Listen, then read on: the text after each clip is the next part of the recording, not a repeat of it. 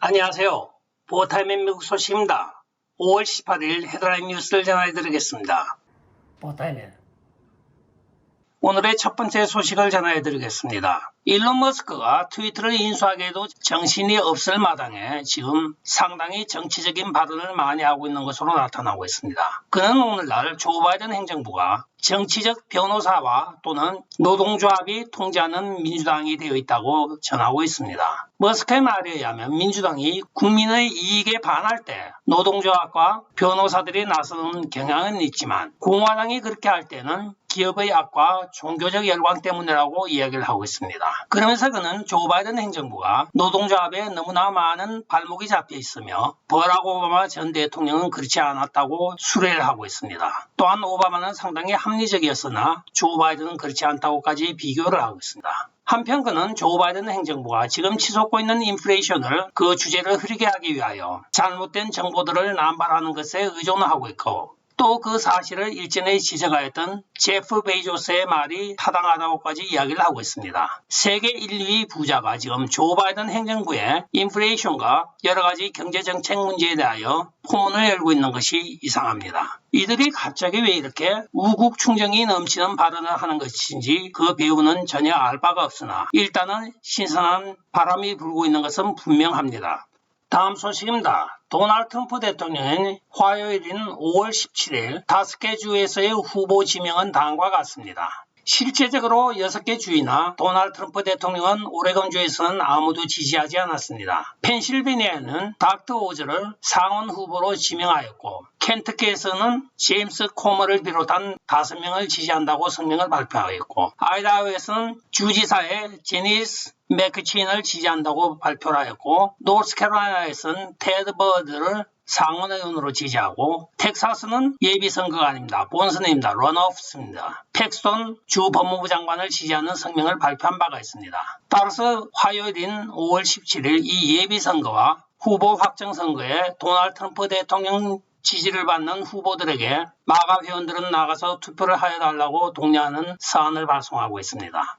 다음 소식입니다. 조 바이든 행정부 보건복지부에 대하여 기독교 종교재단이 소송을 제기한 것이 오늘 연방법원에 의하여 승소 판결을 받았습니다. 그 사건의 내용은 비영리 또는 영리 종교재단이 피고용인에 대하여 성전환 수술을 할 모든 의료 비용과 경비를 부담해야 된다는 보건복지부의 강제조항에 반기를 들었던 이 소송은 기독교 재단인 Christian Employers Alliance가 미국 노스다코타 지방법원에 제기한 소송 사건이었습니다. 여기에 대하여 판사인 트레이너는 어떤 정부기관도 다른 사람의 종교적 신념을 평가하는 일을 해서는 되지 않는다고 하며 원고인 크리스찬 임플로이어 얼라이언스에 대하여 승소 판결을 해준 것입니다. 크리스찬 임플로이어 얼라이언스의 대변인의 말에 따르면 우리는 신이 부여한 남성과 여성에 대한 분명한 구분을 우리는 할 권리가 있으므로 여기에 대하여 무차별적으로 성전환을 지지하라고 하는 바이든 행정부의 행정명령은 따를 수 없다고 하여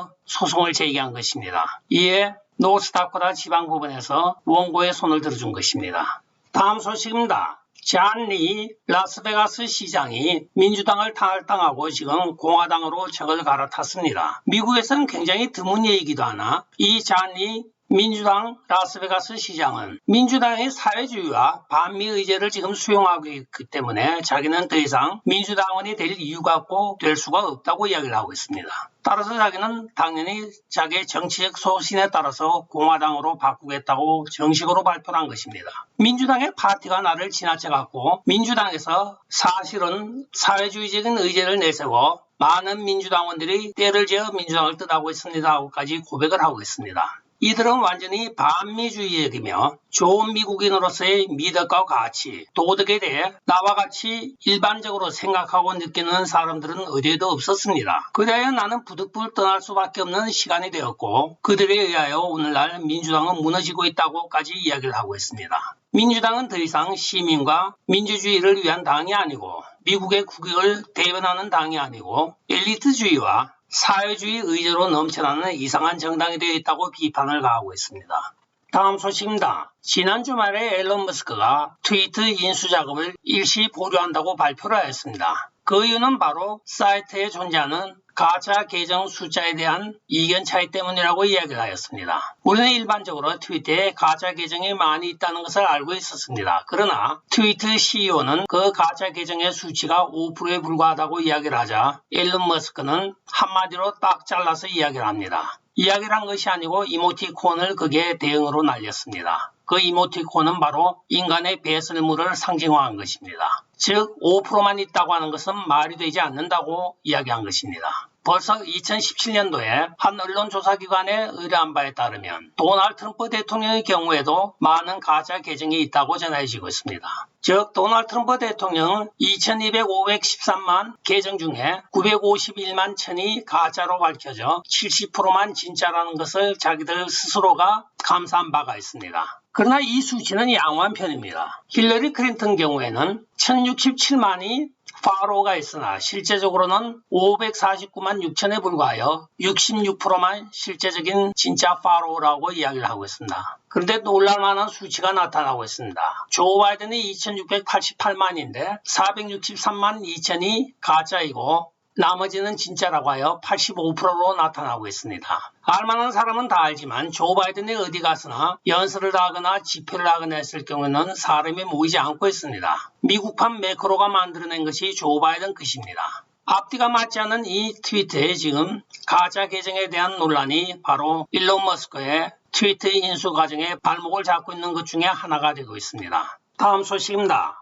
백악관 발표에 따르면 조 바이든이 지난 15개월 동안 백악관에 거주하면서 한 업적을 트위터를 하고 있습니다. 그 내용을 들여다보면 바이든이 대통령직을 인수받았을 당시에는 백신도 없었고 수백만의 실업자가 있었다고 전하고 있습니다. 그러나 조 바이든이 취임한 15개월 동안의 업적을 보면 약 830만 개의 일자리를 창출하였고 실업자율을 3.6%로 아주 신속하게 감소시켰다고 트위터를 하고 있습니다. 이것이 트위터에서는 아무런 검열을 거치지 않고 버젓이 지금 게시가 되고 있고 또한 팍스뉴스에 의하면 이것은 몽땅 거짓말이라고 오늘 보도를 하고 있습니다. 바이든은 1월 20일 취임 이전에 벌써 첫 번째 접종을 받는 사진을 이렇게 이미지 공유를 하여 트윗을 한 바가 있습니다. 심지어는 조 바이든이 취임 일주일 전인 1월 14일 날 벌써 두 번째 백신 접종을 받는 것까지 비디오를 같이 공유하기도 하였습니다. 플랫폼에 대한 잘못된 정보를 방지하기 위한 트위터의 조항을 살펴보면 사용자가 해를 입힐 수 있는 코비드-19에 대한 거짓 또는 오해 소재가 있는 정보를 공유하기 위해 트위터를 사용할 수 없습니다고 분명히 명기가 되어 있습니다. 따라서 많은 사람들이 코로나에 대한 정보를 올렸다가 트위터로부터 퇴출이나 또는 계정 정지를 당한 이유이기도 합니다. 여기에 트위터 관찰자들이 트위터에 정식적인 논평을 요청하였으나 오늘까지 트위터에서는 아무런 논평에 대한 답변이 없다고 합니다. 다음 소식입니다. 조 바이든이 버팔로 뉴욕을 방문하여 오늘 연단에 서서 역시 그분이 찾아오셨습니다. 그는 오늘이 바로 Asian American, Native American and Pacific Islander Heritage North 이벤트라고 하는 귀한 날이라고 이야기를 해야 하는데 여기서 프롬프트에 HAANAPI라고 적어놨습니다. 이니셜을 적어놨는데 이것을 제대로 읽지를 못하고 이러고 머뭇거리고 있습니다. 그리고 8초를 있다가 그 다음 문장부터 읽어내려간 것으로 전해지고 있는데 그분이 오시면 제대로 작동을 하지 않는 조 바이든의 브레인이 되어 있습니다. 다음 소식입니다. 상원에서 우크라이나 지원금 400억 달러를 통과시켰습니다. 공화당의 미치 매코넬을 비롯한 많은 라이노들은 민주당을 지지하여 찬성한 것으로 나타나고 있습니다. 오직 11명의 공화당 상원 의원만 반대한 것으로 나타나고 있습니다. 상원에서 이것을 가결하자마자 미치 매코넬을 비롯한 몇 명의 라이노들은 느닷없이 우크라이나 키예프로 날아가서 젤렌스키와 같이 사진을 찍고 난리가 났습니다. 미국 국경은 내팽개쳐두고 미국 경제는 망가지든 말든 내버려두면서 우크라이나를 지금 지원하고 우크라이나의 경제를 복구한다고 하며 400억 달러를 1차적으로 지급한다고 가결을 한 것입니다. 다음 소식입니다. 2022년 PGA 챔피언십이 오클라호마 tulsa에서 지금 열리고 있습니다. 여기에 지금 타이거 우즈가 나이키 골퍼가 아닌 푸조이라는 브랜드의 골퍼를 신고 나와 지금 화제가 되고 있습니다. 왜냐하면 그는 나이키 공식 스폰서이기 때문입니다. 그날 그 원인이 오늘 밝혀진 바에 따르면 그가 지난번 교통사고 후유증으로 아직까지 발 상태가 정확하지 않다고 합니다. 나이키를 신었을 때보다 풋조이가 훨씬 부상당하였던 발을 많이 보호해주기 때문에 별다른 뜻 없이 나이키의 동의하에 풋조이 신발을 신고 지금 경기에 뛰고 있다고 전해지고 있습니다.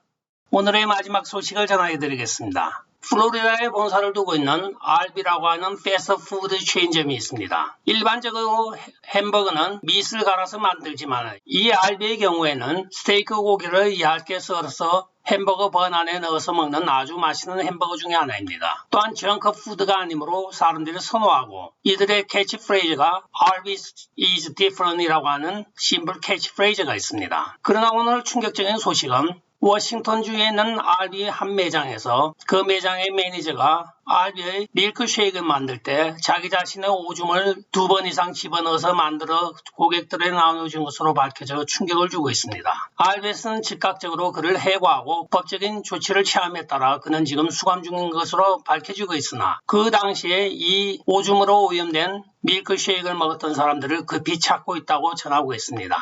끝까지 시청해 주셔서 감사합니다. 좋아요, 구독, 알림, 그리고 공유 부탁드리고 댓글 많이 부탁드리겠습니다. 안녕히 계십시오. 바이.